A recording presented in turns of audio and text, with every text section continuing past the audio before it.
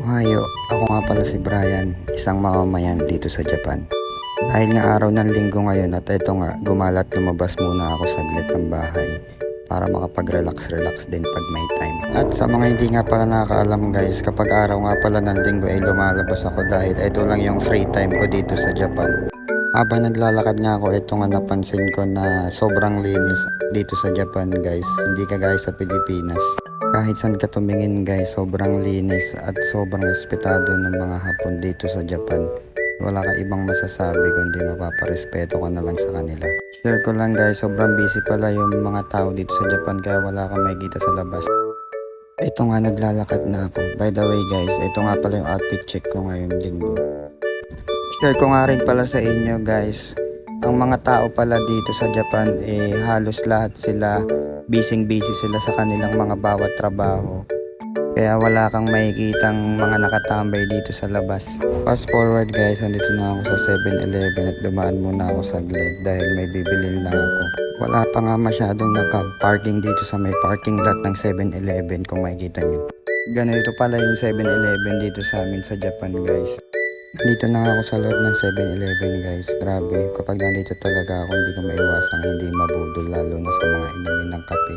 Ayan nga pala yung mga kape at ibang inumin nila dito guys. At eto nga guys, at nakabili na ako ng kape kung makikita nyo. Ganito nga pala yung counter dito sa Japan o yung cashier guys. Self-service ang pagbayad sa mga binili nyo. At dahil nakabayad at nakabili na nga ako ng bibilin ko, eto nga at lumabas na ako sa 7-Eleven. Habang naglalakad nga ako dito, hindi ko maiwasang maisip na kung ganito sana sa Pilipinas, edi sana napakaganda rin ang Pilipinas.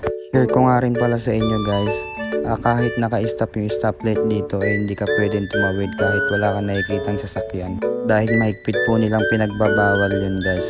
At yun ang rules and regulation nila dito sa Japan. Dahil nga linggo ngayon, eto nga dadaan muna rin ako sa simbahan upang makapagsimba.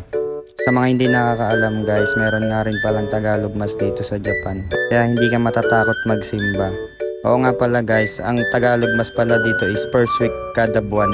Eto nga't walang sasakyan dito sa stoplight guys, pero hindi ka pa rin pwedeng tumawid. At sa mga nagbabalak pumunta rito sa Japan guys, promise hindi nyo pagsisisihan. Sobrang ganda at malinis pa.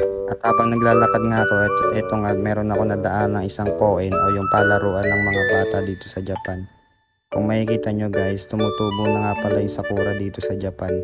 Kitang-kita nyo naman at ang ganda. Dito lang meron yan sa Japan guys. Ito nga pala yung palaruan ng mga bata dito sa Japan. At eto nga at meron na naman ako nakitang sakura. Grabe talaga, hindi mo maiwasang hindi ma-inlove dito sa puno na to. Dahil nga pinasyal ko kayo dito sa Japan guys, sana nag-enjoy kayo. Maraming salamat. At hanggang dito na lang, kita-kits ulit sa susunod guys.